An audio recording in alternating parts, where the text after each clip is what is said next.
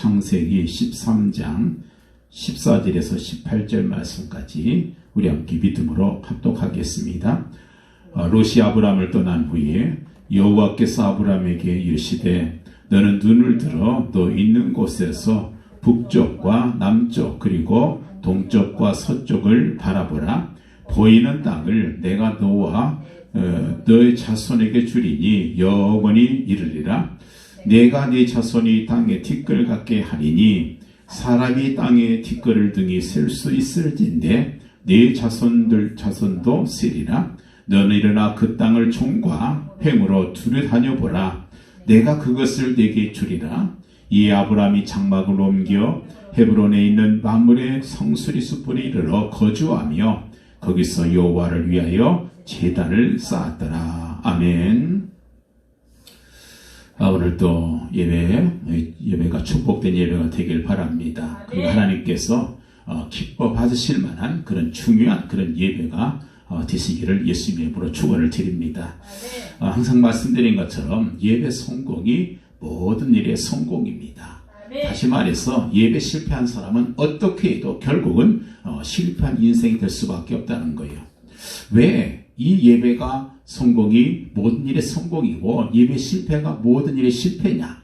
여러분 그 이유는 다른 것이 아니에요.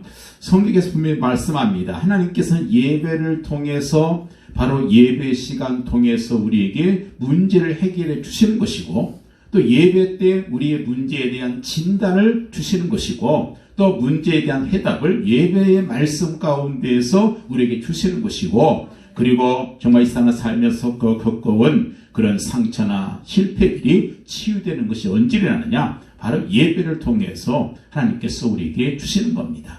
예배를 통해서 우리가 세상을 등이 이길 수 있고 불신자들 등에 감당할 수 있는 바로 그런 힘을 우리에게 주시는 것입니다. 자, 우리가 살면서 실제적으로 사실적으로 우리가 당하는 문제가 뭐겠어요? 주로 세 가지죠. 하나는 물질 문제고요. 두 번째는 사람의 문제예요. 대인관계 문제고 또 하나는 환경의 문제. 이 세 가지인데 이것을 어떻게 뛰어넘을 수 있겠는가? 바로 예배에 성공하면 그러면 그것이 가능한 것입니다. 그래서 오늘도 우리가 말씀 받으면서 이 말씀을 그냥 하나님의 언약의 말씀이다. 살아계신 하나님의 언약의 말씀이다. 이렇게 받은 사람에게는 이 말씀이 반드시 성취가 될 겁니다. 그러나 말씀을 우습게 여기는 사람은요. 하나님께서도 그를 우습게 여기셔요. 그 말씀을 대강으로 그냥 형식적으로 지나가는 것으로 그렇게 받는다면 그저 참고상이고 무슨 교양으로 그렇게 듣는다면 결국 그의 모든 삶도 그냥 그렇게 그럭저럭 그냥 그렇게 갈 수밖에 없다는 것입니다. 하나님께서는 이 성경을 통해서 우리에게 분명하게 정확하게 약속하고 있는 것이 있습니다. 하나님께서 처음 인간을 창조하신 다음에 하나님께 창조된 인간을 통해서 약속하신 것이 뭐냐? 창세기 1장 28절 말씀 생육하고 번성하여 땅에 충만하라. 땅을 정복해라. 이것이 하나님께서 인간을 지으신 다음에 최초로 주신 바로 약속인 거예요. 자, 하나님께서 우리 인간을 지을 때는 거기에는 목적이 있어요. 예를 들어서 이 마이크를 지은 사람은요. 이걸 만든 사람은 마이크를 만든 목적이 있습니다. 이 강대상을 만든 사람은 강대상을 만든 목적이 있어요. 그냥 만든 게 아니란 말이에요. 그렇다면 여러분 중요한 것이 뭐겠어요? 이 만든 것이 목적이 있는데 그 목적을 제대로 사용되지 못하고 역할을 못한다고 하면 그럼 뭐 하겠어요? 그냥 폐기처분해야죠. 여러분 그래서 우리 사람도 마찬가지예요. 하나님께서 우리 인간을 만드신 이유가 있잖아요. 근데 그 이유를 만약 우리가 모르고 살아간다면 그 사람 폐기처분돼야 할 인간이 될 수밖에 없다는 거죠. 하나님께서 만드신 이유가 뭔가? 사람을 왜 만드셨느냐? 생육하고 번성하고 충만하고 땅을 정복하는 것. 이것이 하나님께서 우리에게 주신 최고의 약속이란 말이에요. 바로 이 약속을 우리가 나의 인생의 바로 최고의 약속으로 생각하고 그리고 정말 그 약속 안에 있을 때에 우리는 어떻게 해요? 가장 행복한 삶이 되는 것이고 가장 큰 소망 가운데 들어가게 되는 거 아니겠습니까? 자, 그런데 이 약속이 깨져버렸어요. 언제요? 창세기 3장 사건 이후부터 이 약속이 깨져버립니다. 하나님의 말씀에 불순종하고 마귀에게 순종했을 때에 결국 죄에 빠지고 사단에게 그 인생이 붙잡히면서, 그러면서 그때부터 인생은 생육하고 번성하고 충만하고 땅을 정복하는 것 대신에 그와 전혀 반대되는 그런 문제들이 끊임없이 일어나고 있다는 사실입니다. 그래서 자꾸 보면은 보여요. 그 문제를 자세히 보시면요, 전부 가다 보면 창세기 1장 28절에 있는 말씀, 생육하고 번성하고 땅에 충만하고 땅을 정복하는 것과 반대의 그런 모습으로 점점 가고 있다는 겁니다. 돈의 노예가 되고 사단의 종이 되고 쾌락의 종로로 타면서 마귀의 종로로 타는 그런 일들이 일어나고 있다는 것입니다. 분명히 성경에서는 신명기 28장 1절에 보니까 내가 내 하나님 여호와의 말씀을 삼가두고 오늘 내가 네게 명하는 그 모든 명령을 지켜 행하면 네 하나님 여호와께서 너를 세계 모든 민족 위에 뛰어나게 하실 것이다. 그렇습니다. 네. 하나님께서 우리 주시는 것은요, 바로 그거예요. 모든 것이 뭐예요? 축복이고 그리고 네. 뛰어난 모습이에요. 비록 그 아이가, 우리 아이가 공부를 못해도 상관없어요. 여러분들 부족해도 하나님께서 그렇게 만드시면 되는 겁니다. 내게 주어진 환경 속에서 최선을 다하면 되는 거예요. 우리 예수님께서 이 땅에 오신 목적이 뭡니까? 최고의 목적은 구원 때문이에요. 복음 때문에 오셨어요. 예수님이 땅에 오셔서 하신 일 가장 중요한 게 뭡니까? 죽으시고 부활하신 거. 이 두 가지가 바로 복음이에요. 그리고 그 내용이 바로 그리스도랍니다. 이 그리스도라는 말이 그거예요. 자, 우리 예수님께 땅에서 지상 사역을 마치시고 부활하시고 승천하시기 직전에 주신 말씀이 있잖아요. 너희는 모든 족속, 천하 만민, 땅끝까지 복음을 증거하는 그런 하나님의 사람이 될 것이다. 바로 이걸 우리에게 주신 것이죠. 자, 그래서 우리 이 말씀을 믿고 언약으로 믿고 우리는 가면 되는 것입니다. 우리가 믿을 때 내 삶의 이유가 나온 것이고 우리 교회 존재의 이유가 거기서 나오는 거 아니겠어요? 그래서 하나님께서는요, 뭔가 요행을 바라고 한탕을 바라는 그런 사람을 별로 좋아하지 않습니다. 하나님께서 우리에게 원하시는 것은요, 그게 아니에요. 그저 그냥 하나님께서 주신 그 말씀 앞에 온전히 순종하는 사람, 그게 바로 믿음이고, 그런 사람 하나님께서는 좋아하시고 그런 사람을 하나님께서 사용하시는 거예요. 괜히 말씀 앞에 내 생각 거기다가 집어넣어 토달고 말씀을 거절하고 그리고 거부하는 그런 사람은 하나님께서 좋아하지 않습니다. 적어도 우리가 참 하나님 앞에는 정말 계산하는 사람이 되면 안 돼요. 사실 우리가 인간관계 속에서 금전 문제나 이런 것들은 정확하게 해야 되죠. 깨끗하게 해야 되겠죠. 그렇지만 하나님 앞에서 내가 계산하면요, 하나님께서 나를 계산하셔요. 그래서 정말 말씀이 명령하면 내가 이해가 안 돼도 그저 최선을 다해서 하는 말씀 앞에 계산 드리지 말고 그저 내 생각, 내 가치관, 기준을 하나님 언약 앞에 토를 달면 안 되고 말씀 그대로 순종하는 이 시간이 될 것입니다. 그래서 오늘 말씀 받으면서 내 생각 그거 다 접어놓으세요. 그저 하나님 말씀 앞에 그냥 믿고 순종하는 내가 되기를 원합니다. 그런 마음으로 오늘 말씀 꼭 받으시길 바랍니다. 자, 오늘 이 말씀은요, 우리가 참 하나님께 주신 분명한 약속이고 분명히 하나님께서는 그 약속을 반드시 지켜주실 분인데, 오늘 말씀이 뭐겠어요? 지경을 넓히라는 거예요. 지경을 넓혀라. 여러분 그렇습니다. 뭐 허황된 꿈을 가지고 살아난 것도 아니고 막연한 기대를 가지러 살아난 것도 아니고 정확하게 하나님의 말씀의 근거에서 지경을 넓히는 우리가 되어야 되겠습니다. 그럼 무슨 지경을 넓힐 것인가? 첫 번째, 생각의 지경을 넓혀야 돼요. 다시 말해서 내 생각이 넓어진다는 거예요. 역대상 4장 10절 말씀 보면은요, 야베스가 이스라엘 하나님께 아뢰어 가로되 원컨대 주께서 내게 복을 더하사 나의 지경을 넓히시고 주의 손으로 나를 도우사 나로 환난을 벗어나 근심이 없게 하옵소서 하였더니 하나님께서 그 구하는 것을 허락하셨더라. 그게 말씀합니다.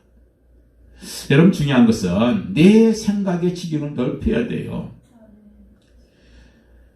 어떤 사람은 너무 생각이 좁아요.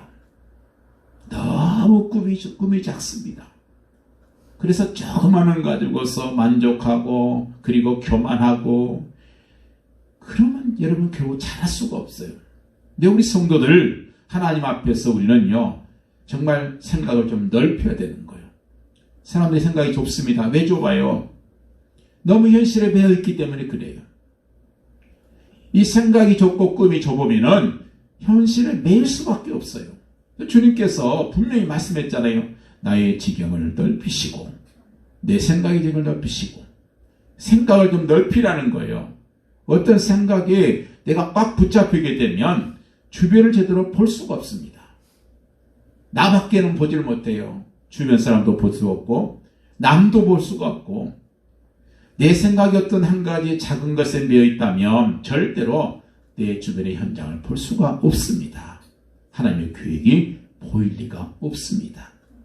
그래서 우리가 참 생각의 지경이 넓히게 해달라고 계속해서 기도해 보시기 바래요. 허황된 꿈을 가지는 것이 아니고 말씀이 지금 우리에게 지시하고 있는 이 생각의 지경을 넓혀야 되는 것이요. 우리 자녀들에게도 계속해서 그런 생각하게 왜 되어질 수밖에 하니 언약의 근거에서 우리 생각이 점점 넓어져야 돼. 이게 축복 아니겠어요? 왜냐? 생각에 따라서 모든 것이 좌우되기 때문에 그렇습니다. 그래서 오늘 우리가 예배 성공해야 되는 거예요. 왜냐? 예배 시간을 통해서 하나님의 말씀을 듣게 되면 내 생각이 바뀌어요. 내가 갱신되는 거예요. 생각이 갱신돼야 그래야 결국 성공하게 되는 거지요. 두 번째는 우리 마음의 지경을 넓히시길 바래요. 고린도후서 6장 11절에서 13절 말씀 보면 계속해서 뭘 강조하냐면 너희의 마음을 넓혀라. 마음을 좀 넓혀라. 왜 이런 말을 했겠어요? 이 고린도 교회가 은혜도 있고 은사도 많고 뭔가 예배도 살아있는데 자꾸 아무것도 아닌 것 가지고서 사소한 것, 정말 아무것도 아닌 사소한 것 때문에 계속해서 다투고 있었기 때문에 바울이 이 말하고 있는 거예요. 너희의 마음을 좀 넓혀라. 여러분 왜 사람들이 조그마한 것, 작은 것 가지고 자꾸 다투고 싸웁니까? 이유는 하나예요. 우리 마음이 너무 좁아서 그래요. 밴댕이 속이라고 느끼잖아요. 밴댕이 속처럼 너무 좁아가지고 그래서 자꾸 다툼이 있고 그리고 싸움이 일어나는 거예요. 여러분 혹시 속 좁은 사람들 좀 알고 계세요? 주변에? 조금만 뭐 가지고서 금방 서럽해하고요. 작은 가지고 삐치고 작은 것 때문에 오해하고 그 사람은 원수가 되고 왜 그렇습니까? 그 사람의 속이 좁아서 그런 거예요. 그래서 마음을 좀 넓혀라. 바울이 말씀하는 거예요. 하나님께서 바울을 통해서 너희도 마음을 좀 넓혀라. 그래서 웬만한 것은 다 수용해야 돼요. 왜? 우리는 복음이 있으니까. 우리는 이 땅에 모든 것을 다 두고 있는 사람이 아니잖아요. 여러분 바다를 한번 생각해 보세요. 참 지금 좀 나은데 옛날에 지금도 마찬가지겠습니다만은 여러분 생활 오수가 얼마나 많이 바다로 흘러갑니까? 옛날에 청계천 보면은요 진짜 썩은 물이에요. 중요하신도 마찬가지예요. 근데 그 물이 결국 어디로 가겠어요? 한강을 거쳐서 결국 바다로 갔잖아요. 그런데 이 바다는 그 온갖 시궁창물을 다 받아들여서 정화시킵니다. 그래서 자정 능력이 있어요. 바닷물은. 자정시켜서 깨끗하게 만들어버려요. 그래서 거기에 큰 고기들이 거기 살지 않습니까? 바로 복음이라는 것이 바로 그런 거예요. 웬만한 사람 다 수용해버리고 용서하고 모든 사람을 수용하고 다 용서 못할 일이 어디 있겠어요. 마음의 그릇만 크다면. 저도 목회하면서 또 사회생활도 해보면서 정말 사람들 정말 많이 만났어요. 제가 사우디에 있으면서 만난 사람이 수천 명이에요. 정말 별 사람이 다 있어요.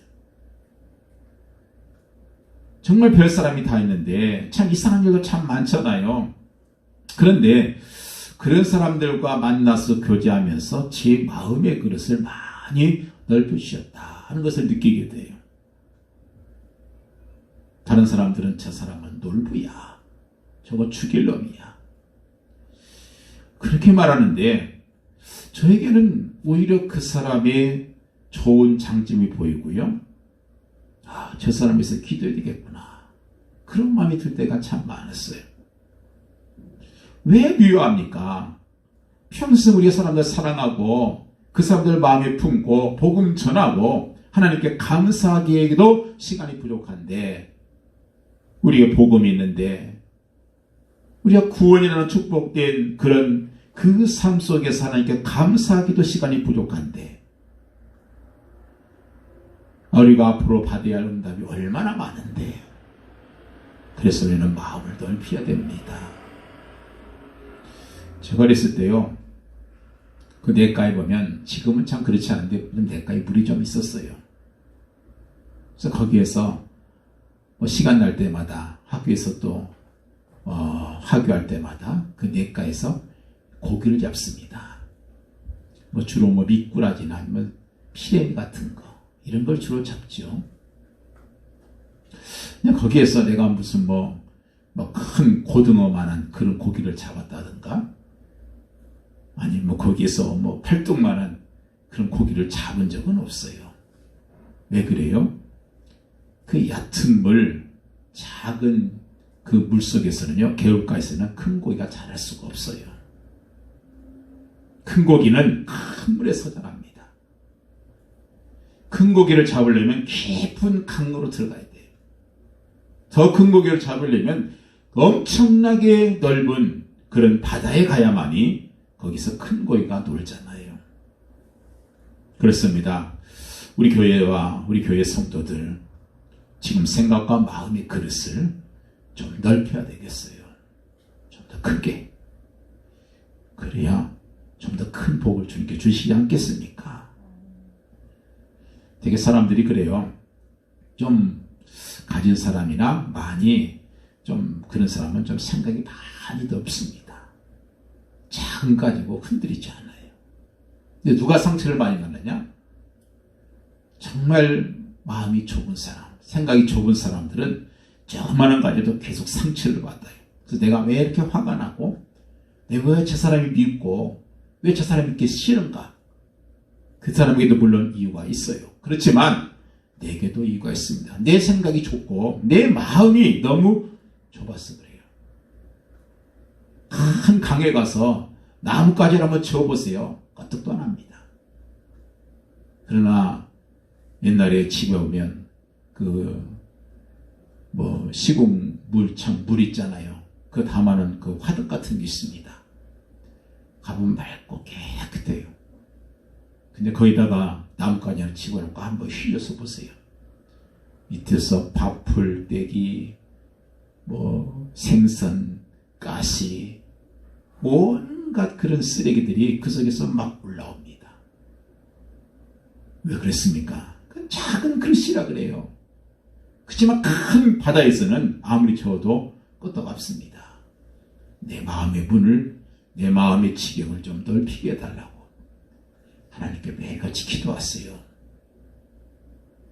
세 번째로 넓혀야 할 지경은요, 기도의 지경입니다. 시편 81편 10절 말씀 보면 내 입을 넓게 열라 그랬어요. 내가 채우리라. 아멘. 여러분, 우리 기도를 그저 내 거 기도, 내 것만 하고 할 것이 아니라 좀 생각을, 기도의 폭을 좀 넓혀야 되겠어요. 아멘. 한 노처녀가 새벽마다 기도를 하는데, 울면서 기도하는데 도대체 무슨 기도를 저렇게 열심히 하는가 하고 봤더니 좋은 신랑과 만나서 결혼할 수 있게 해달라고 기도하는 거예요. 정말 멋있는, 정말 돈도 많고 잘생기고 키도 크고 그런 신랑감 달라고 간절히 기도합니다. 그게 전부 기도 전부였어요. 그래서 목사님이 어느 날 그 자매를 불러놓고 그랬어요. 내가 우연히 자매의 기도를 들었는데 전부 자기 말에서 기도한대요. 좀 남을 위해서 기도해야 하나님께서 응답을 잘해 주십니다. 그랬더니 그다음에 기도가 바뀌었어요. 하나님, 우리 엄마 아빠한테 좋은 사익감 주세요. 돈도 많고 잘생긴 사익감 달라고 기도하더라는 거예요. 여러분, 우리가 기도할 때 보면 그 기도가 어떤 기도가 주로 많습니까? 내 기도의 지경을 넓히라는 거예요. 우리 가정뿐만 아니라 우리 이웃과 또 시험 든 사람들, 어려운 삶에서 기도해야 되고, 더 나아가서 우리 교회에서 기도하고, 그리고 정말 지금 이 순간도 우리 교회에 도움을 요구하고 있는 수많은 선교사들, 그리고 수많은 그런 많은 민족들, 그런 사람들을 위해서 여러분 기도하시길 바라요. 그래서 우리 생각의 그릇이 넓혀지기 바라고, 또 기도의 지경이 넓혀져서 하나님의 축복이 임하는 그런 귀한 시간 되길 바랍니다. 내 주변의 현장을 위해서 기도하고요. 매일 현실 문제만 보고 기도하지 말고 정말 하나님께서 우리에게 주실 귀한 사명 붙들고 하나님 말씀 붙들고 정말 기도하고 거기에 헌신하고 최선을 다해서 거기에 방향 맞춰서 기도하다 보면 하나님께서 반드시 우리에게 큰 복을 주실 것입니다. 네 번째로는 오늘 말씀 14절 말씀 보니까요. 롯이 아브라함을 떠난 후에 여호와께서 아브라함에게 이르시되 너는 눈을 들어 너 있는 곳에서 북쪽과 남쪽과 그리고 동쪽과 서쪽을 바라보라. 우리 시야의 지경을 넓히라는 거예요. 생각이 열리게 되면 보는 것도 다르게 보입니다. 이 생각이 바르지 못하게 되면 절대 바르게 볼 수가 없어요. 돈도 제대로 보는 사람은요, 어디에 투자해야 할지를 압니다. 왜냐? 시야가 넓혀져서 그래요. 그래서 어느 방향에서 또 어느 곳에 투자해야 되는지 다 아는 것이 되는 것이죠. 그래서 시야를 넓혀내려고 기도해야 돼요. 너무 작은 것만 보려고 하지 말고, 너무 내 눈앞에 있는 것만 보려고 하지 말고, 너무 현실, 내 앞에 있는 이익만, 그것만 보려고 하지 말고, 좀 더 큰 것을 보게 해달라고 하나님께 기도해야 돼요. 물론 현실을 무시해서는 안 되겠습니다만은 너무 현실에 매여 있는 사람은 절대로 미래를 준비할 수가 없습니다. 하나님의 엄청난 그런 그 밭을, 하나님의 엄청난 그 소원을, 하나님의 엄청난 계획을 볼 수가 없다는 것입니다. 그래서 눈을 들어서 동서남북을 좀 바라보라. 멀리 좀 보라는 거예요. 문제는 눈이 안 보이는 것이 문제 아니겠어요? 너무 염려가 많고 너무 고민이 많아서, 그래서 원망 불평이 많으니까 그래서 보지를 못하는 거잖아요. 어느 목사님이 그런 얘기를 하더라고요. 원불교를 조심해라. 원망과 불평과 교만을 조심해라. 참 그 은혜 되더라고요. 원불교를 조심해라. 왜 원망, 불평, 교만이 나옵니까? 내 시야가 너무 좁아서 그래요. 내가 너무 원망과 불평 속에 쌓여 있으니까 제대로 볼 수가 없다는 겁니다. 운동에도 마찬가지예요. 축구 같은 거 보면은요, 진짜 잘하는 사람이 누가 잘하는지 아세요? 시야가 넓은 사람이 잘해요. 당장 내 눈앞에 나를 가로막고 있는 그 상대 선수만 보는 것이 아니고 멀리 본 사람.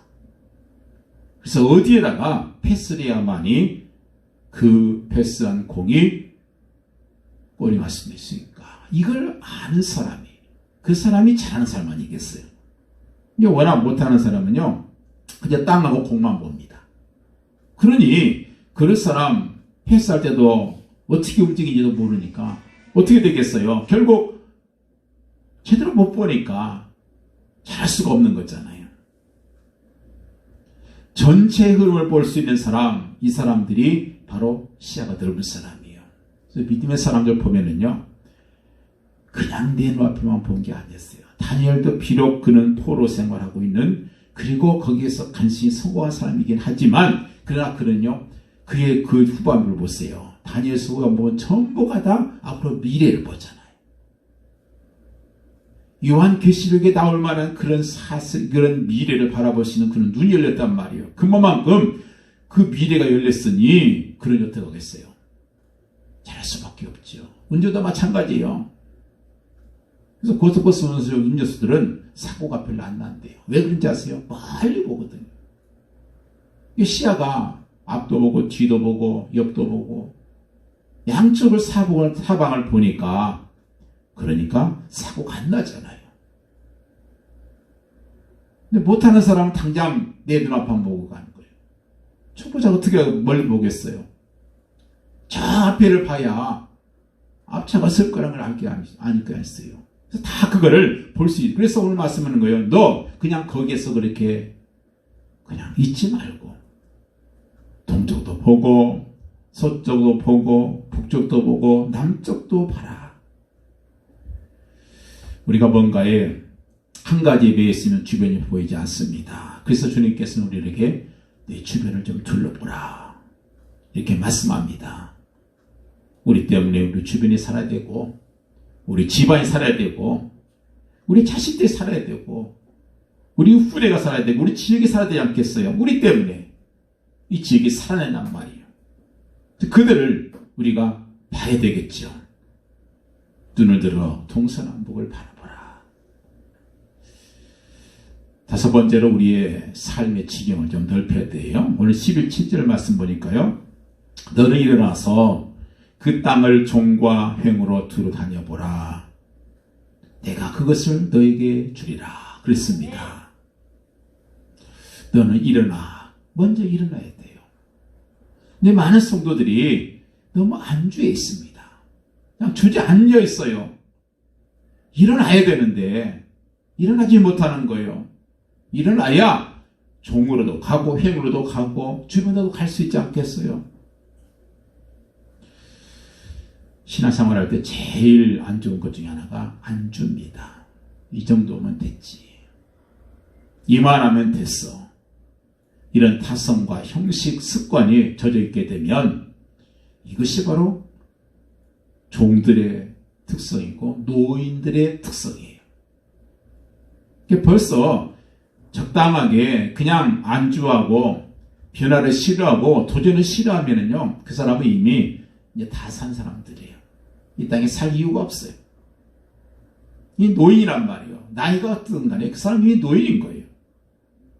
여러분, 신앙이라는 것은 뭐예요? 생명이에요, 생명. 생명이고 현재 진행형이 바로 우리 신앙입니다. 정확한 하나님의 언약을 향해서 진행되어 가고 있는 것이 바로 이것이 신앙이란 말이에요. 그래서 우리는 눈을 들어서 바라봐야 되는 거예요. 일어나라, 빛을 발해야 되겠잖아요. 빛을 어떻게 발합니까? 일어나야죠. 그래서 일어나는 것이 먼저고요. 나는 경건 생활합니다. 그래도 전혀 일어나지 않으면 지경이 넓혀질 수가 없지요. 우리 신앙은 죽어있는 신앙, 정체된 신앙이 될 수밖에 없다는 말이에요. 나중에 썩어버립니다. 이 정체되면 반드시 썩어요. 안 썩는 건 없어요. 권력도 정체되면 썩고, 물도 정체되면 썩고, 사람의 생각도 정체되면 썩을 수밖에 없어요. 썩은 신앙, 썩은 생각 가지고 어떻게 남을 살리겠어요? 나도 못 살죠. 여러분, 삶의 지경을 넓히길 바라요. 그래서 정말 하나님 앞에 정말 멋있는 삶이 되기를 바랍니다. 우리 자녀들에게도 꼭 신앙을 가르쳐서 정말 하나님 앞에 드릴 줄도 알고 헌신할 줄도 알게 그렇게 만들어야 돼요. 어떤 목사님이 그런 말을 해요. 자녀에게 10의 5절을 드릴 수 있는 믿음을 줘라 그랬어요. 아니 100만 원 받는데 50만 원 11조 해버리면 50만 원 어떻게 삽니까? 그랬더니 그 목사님 하신 말씀이 아니 왜 100만 원만 벌라고 하냐? 1000만 원 벌면 500 받고 살 수 있지 않느냐? 1억을 벌면 5천만 원 남지 않겠냐? 여러분, 그런 신앙, 이런 삶의 어떤 그 지경을 넓히는 우리가 되야 될 것입니다. 그래서 그릇을 넓히자. 생각의 그릇, 기도의 그릇, 삶의 그릇, 시야의 그릇, 이런 것들을 좀 넓혀서 하나님께서 우리에게 도움을 필요한 사람으로 붙여준 사람들, 그들을 정말로 살린 우리가 되시기를 부탁을 드립니다. 우리가 오늘 신앙의 결단을 좀 했으면 좋겠어요. 결단이 필요합니다. 운동선수들도요, 중요한 시합에 있을 때는 반드시 결단합니다. 내가 앞으로 시합 때까지 석 달 동안 술, 담배 끊겠다. 내가 정말 결단하고 그렇게 시합을 하는 사람들 있잖아요. 지금 내일 모레 앞으로 석 달 후에 타이틀 시합이 있는데 결단 안 하고 그냥 나가서 이길 사람이 누가 있겠어요. 그래서 보면 그렇더라고요. 제가 그 헬스장도 보니까요, 그 헬스 대회에 나간 사람들 보면 한 몇 달부터는요, 아예 그냥 탄수화물을 아예 안 먹습니다. 그리고 물도 안 먹어요. 그리고 단백질만, 닭가슴살 맛없는 것만 그냥 먹고 있어요. 채소하고. 왜 그래요? 그래야 내 몸에 붙어있는 모든 지방을 다 빼버리거든요. 지방을 다 빼버려야, 그래서 그야말로 진짜 이 종이짝 같은 이 피부만 있어야, 그래야 내 몸에 있는 그 속에 있는 근육들이 쫙 드러나잖아요. 여러분, 그래서 그 헬스 그 사람들 보면요, 진짜 그 사람들 고생 많이 합니다. 왜 그렇게 해요? 거기서 우승하려고, 축하려고 해요. 그런 결단하는, 하다못해 운동선수들은 그런 사람 마찬가지인데, 우리도 결단이 있어야 되는데, 우리는 그런 결단이 아니고 정말 복음 때문에, 구원 때문에, 하나님께 내게 베풀으신 은혜와 그 사랑의 감사와 감격 때문에 하나님께서 약속하신 언약, 바로 그 언약을 때문에 내가 결단해야 되겠어요. 그래서 정말 우리가 결단하는 그 순간 우리의 생각이, 그리고 우리의 지경이, 우리의 모든 것이 넓혀지는 그 순간 하나님께서는 우리에게 반드시 약속하신 축복을 주실 것입니다. 자, 결단할 때 하나님께서는 분명히 우리에게 해결할 수 있는 그런 능력을 주실 거예요. 여러분, 문제가 뭡니까? 그 문제 해결되는 거 언제 해결되겠어요? 결단하게 올 것입니다. 그래서 하나님의 언약 앞에서 내가 스스로 결단하는 건 별 의미가 없어요. 하나님 말씀 앞에서 내가 결단하길 바라요. 내가 결단한 순간 흑암의 저주 세력 반드시 떠나가 버립니다. 그리고 하나님의 응답과 축복의 문이 활짝 열리게 되는 것이죠.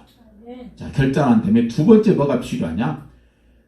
언약의 속으로 들어가야 돼요. 9절 말씀 보니까 그랬어요. 내 앞에 온 땅이 있지 않냐? 내가 좌하면 나는 우하고 내가 우하면 나는 좌리라. 이런 말씀을 해요. 이게 결단이에요. 싸워서 이길 수도 있어요. 그죠? 조카 롯과 삼촌 아브라함의 사이잖아요. 싸워서 이길 수도 있습니다. 그런데 이런 그 인본주의 있으면은 결국 내가 이긴 것 같지만 결국 질 수밖에 없고 그 분쟁이 날 수밖에 없잖아요. 그래서 아예 그런 아픔과 갈등이 있기 때문에 아브라함이 결단합니다. 뭐예요? 하나님의 언약 속으로 들어가 버려요. 하나님의 약속 속으로 들어가 버립니다. 그래서 내가 좌하면 내가 우하고 내가 우하면 내가 좌할 것이다. 이게 뭐예요? 그냥 말 같지만 이것이 나는 이제 하나님의 언약 속으로 들어간다는 거예요. 내게 주신 약속이 있잖아요.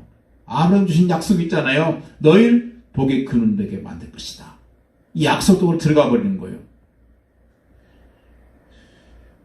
14절 말씀 보니까 롯이 아브라함을 떠난 후에 이 말씀이 있잖아요. 이게 간단한 말 같지만 여기에 굉장히 중요한 의미가 있어요. 이제 믿음 가운데로 들어갔다는 거예요. 다 양보해버리고. 그래서 아브라함이 이제 불신앙의 통로를 완전히 끊어버렸어요. 사실 하나님께서 아브라함에게 약속할 때 뭐라고 했겠습니까? 너는 네 본토와 친척과 아비의 집을 떠나라 그랬어요. 본토와 친척과 아비 뭐겠어요? 모든 의지하려고는 혈연, 지연 이런 것에서 완전히 떠나라는 것이 하나님의 약속이었어요. 그런데 조카 롯만큼은 버릴 수가 없었어요. 왜냐? 그 아버지가 일찍 죽었거든요. 그래서 그 어린 조카가 또 좋아하니까 그 아이를 데리고 끝까지 다닙니다. 또 옛날에는요, 뭐 지금처럼 이렇게 좀 치안이 잘 되어 있는 것도 아니고, 그래도 나를 도와줄 수 있는 내 가족이 있어야, 내 친척이 있어야 좀 든든한 게 있지 않겠어요. 그래서 조카 롯을 데리고 다니면 아들도 없는데 자식도 하나도 없는데 이 조카 롯이 데리고 다니면 나에게 좀 힘이 되지 않겠는가? 내가 의지가 좀 되지 않겠는가? 하다못해 내 자식의 노릇도 하지 않겠는가?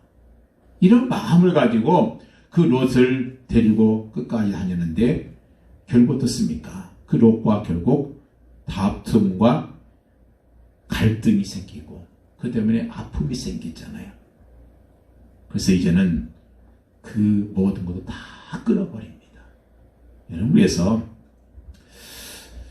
정말 예수 믿는 사람들은 진짜 인정도 많고 정도 많고 사랑도 있어야 되겠습니다. 왜냐, 지금 이 세상은 우리의 사랑과 기도가 필요한 사람이 굉장히 많거든요.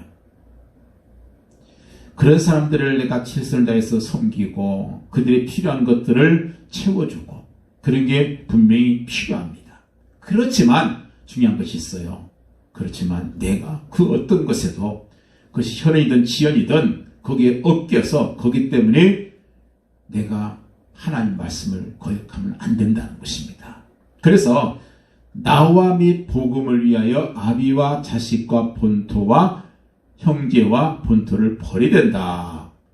집안 식구가 원수다. 그런 주님 말씀했잖아요. 그게 뭔 뜻이겠어요? 그런 것까지도 의지하지 말라는 거예요. 오직 뭐예요? 하나님을 믿는 믿음 속으로 들어가라는 거예요. 물론 부모님 공경하고 자식 사랑하는 것이 복음의 모습이기 맞습니다. 그렇지만 여러분, 중요한 것은 그런 사람들까지도 내가 의지해서는 안 될 것이고 완전히 불신앙의 통로를 끊어버리라는 것이 아브라함이 주신 약속이고 아브라함이 그걸 결단한 것이 바로 본문이에요. 그래서 이제는 롯도 보내버립니다. 남아있는 마지막 불신앙의 그 불신, 이 롯을 완전히 떠나 보내버렸습니다. 자, 그렇다면 롯과 아브라함의 그 의가 완전히 끊어진 것인가? 그렇지 않았습니다. 나중에 아브라함이 롯을 살려주기도 하잖아요. 그 아브라함 때문에 롯이 다시 살아나는 그런 일이 있습니다. 그렇지만 중요한 것은 우리는 온전한 하나님을 믿는 믿음 속으로 들어가야 돼요. 그리고 말씀 속으로 들어가야죠. 14절 말씀 보니까 하나님께서 여호와께서 아브라함에게 이르시되 그런 말씀을 하잖아요. 그렇습니다. 하나님 말씀에 귀를 기울이기 시작하는 아브라함의 모습이 보여요. 물론 그동안도 하나님께서 아브라함에게 말씀하셨습니다. 그렇지만 한동안 하나님 말씀을 귀를 기울이지 않았어요. 그래서 자기 마음대로 애굽에 데려가서 창피당하기도 하고 여러 가지 일을 당하기도 합니다. 그러다가 다시 한번 하나님의 말씀에 귀를 기울이기 시작한 거예요. 그래서 하나님의 말씀이 하나님의 말씀으로 들려져야 되는 거예요. 그래서 듣는 자세가 필요하지요. 그래서 이스라엘 사람들이 가장 중요시 여겨 보여 쉐마, 들으라, 이 말이 들으라. 왜냐? 귀가 있다고 다 들은 게 아니거든요. 말씀이 선포된다고 다 듣는 게 아니에요. 사람의 말 듣지 말고 여러 주변이나 환경, 형편 때문에 내 생각 내세우지도 말고 하나님의 말씀을 듣는 그런 결단이 있어야 될 것입니다. 그리고 더 나가서 18절 말씀 보니까 거기서 여호와를 위하여 제단을 쌓았다. 제단을 쌓았다. 예배 속으로 하나님과 깊은 관계 속으로 기도 속으로 들어가는 결단이 있었던 겁니다. 그래서 아브라함이 하나님의 말씀을 듣고 그러면서 완전히 기도 속으로 들어가요. 여러분, 시시한 사람들이나 시시한 문제 가지고 싸우지 말고 그런 사람들 수준 낮은 사람들이고 복음 없는 사람들이 하는 거예요. 밥그릇들에 싸운 사람들, 자이아투만 사람들, 여러분 그런 사람들은 작은 사람들이에요. 큰 사람들은 그런 거 갖고 싸우지 않습니다. 우리가 비록 세상적으로는 뛰어난 사람은 아니지만 세상 사람들이 제대로 절대로 죽었다 깨라도 따라올 수 없는 게 하나 있어요. 그게 뭐냐? 복음이잖아요. 그리고 하나님을 향한 믿음이잖아요. 제 아무리 훌륭해도 우리의 복음과 우리 믿음을 세상 사람들은 감히 따라올 수 없습니다. 그래서 그는 큰 사람들인 거예요. 하나님의 자녀이기 때문에. 복음이 있기 때문에 우리는 큰 사람들이에요. 그러면 우리가 작은 사람들처럼 거기에 우리가 적은 것 때문에 싸우고 다투고 그러지 말자는 거예요. 이런 결단이 되어질 때 우리의 지경은 제대로 넓혀지는 역사가 있을 것입니다. 결론적으로 말씀드립니다. 하나님께서 주신 축복은요, 항상 최고이고 최상이고 최선의 삶입니다. 그래서 오늘 말씀 15절에 보면은요, 보이는 땅을 내가 너와 내 자손에게 주리니 영원히 이르리라. 아멘. 여러분, 이것이 뭐예요? 최고의 땅이잖아요. 최고의 복이잖아요. 최상, 최선, 최고. 이게 하나님께서 우리에게 주신 귀한 축복의 삶의 모습입니다. 아멘. 보이지도 않는 땅, 생각하지도 않고 기도도 안 했는데 하나님께서 주시겠습니까? 하나님께서 우리에게 가장 좋은 것을 보기를 원하고, 그래서 보이는 땅을 내게 주겠다 그랬잖아요. 그래서 우리는 생활의 지경을 넓히고 삶의 지경을 넓혀서 우리가 좀 더 보이는 땅, 우리의 보이는 시선을 좀 넓혀서 그걸 우리가 받아가는 우리가 될 것입니다. 그리고 두 번째 하나님께서 원하시는 16절에 보니까요, 내 자손이 땅에 티끌같게 할 것이다. 이건 뭐예요? 후대가 살아난다는 거 아니겠어요? 여기서 내 자손이라는 것은 단순히 그저 육신적인 자손만이 아니에요. 육신적인 자손은요, 이 땅에 있을 동안만 연결돼요. 천국 가면요,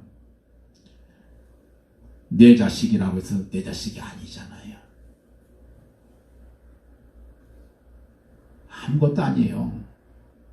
그래서 예수님께서 그런 말 했잖아요. 그 사두개인들한테 한 말 했잖아요. 천국에 가면 아내도 없고 남편도 없고 자식도 없다. 다 똑같은 하나님의 자녀들이에요. 그런데 천국에서 자녀가 있어요. 후손이 있어요. 누구예요? 내가 전도해서, 내가 구원해서 하나님의 자녀가 된 사람은 영원히 내 자손인 거예요. 아멘. 그래서 지금 하나님께서 아브라함이 지켰잖아요. 내가 내 자손이 땅에 티끌같게 할 것이니 사람이 땅에 티끌을 등이 셀 수 있을 텐데 네 자손도 쓰리라. 왜냐하면 티끌이 얼마나 많아요. 그 티끌보다 더 많은 자손을 주겠다는데 그 자손이 아브라함이 그 육신적인 자손입니까? 아니잖아요. 영적인 아비 아브라함이잖아요. 그래서 이 땅에 하나님을 믿는 모든 자녀들 다 영적인 아브라함의 자손들 아니겠어요? 그리고 여기서 영적인 이스라엘 아니겠습니까? 이게 중요합니다. 내가 영적으로 낳은 자식. 그래서 아브라함이 바울이 디모데에게 그랬잖아요. 영적인 자녀다. 바울은 결혼 안 했습니다. 육신적인 자녀는 없어요. 그렇지만 자녀는 참 많았어요. 그가 낳은 모든 구원시킨 모든 자녀들이 다 영적으로 그들의 자녀다 아니겠습니까? 그 후대들이 살아나는 역사가 있을 것이라는 거예요. 그리고 17절 보니까 내가 그것을 내게 주리라 그랬잖아요. 이 말씀과 병행되는 말씀이 여고서 1장 3절이잖아요. 거기는 과거에로 나옵니다. 네가 밟은 곳을 내가 내게 주었다. 과거형으로 나와요. 줄 것이다가 아니라 이미 주었다. 여러분, 이 말이 무엇인지 압니까? 이것이 바로 복음과 종교의 차이예요. 종교는 뭡니까?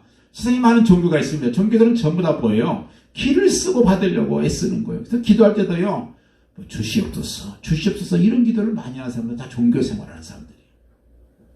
어디 가도 그런 기도를 합니다. 주십시오. 이것도 해주십시오. 저것도 해주십시오.